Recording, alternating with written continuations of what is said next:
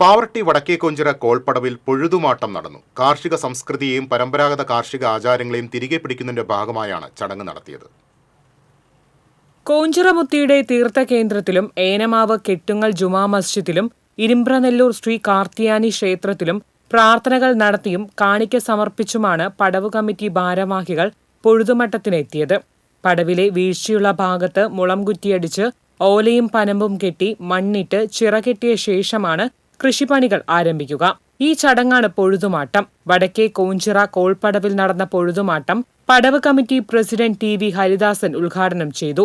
Secretary Hari Mancharambath അധ്യക്ഷനായിരുന്നു. പടവ് committee ഭാരവാഹികളായ വി.എ. Haris Haji, PM. കുഞ്ഞിബാബു Haji, Bijoy Perumattil, എ.ആർ. Raveendran, വി.എ. Shaila, ടി.എ. Raveendran എന്നിവർ സംസാരിച്ചു. പൊഴുതുമാട്ടത്തെ തുടർന്ന് പടവിലേക്കുള്ള കളകളെല്ലാം അടച്ചു. എഞ്ചിൻപുരയിൽ മോട്ടോർ പമ്പ് സെറ്റ് പ്രവർത്തന സജ്ജമാക്കി. ആഗസ്റ്റ് 1 വെള്ളം വറ്റിക്കൽ പ്രക്രിയയ്ക്ക് തുടക്കം കുറിക്കും.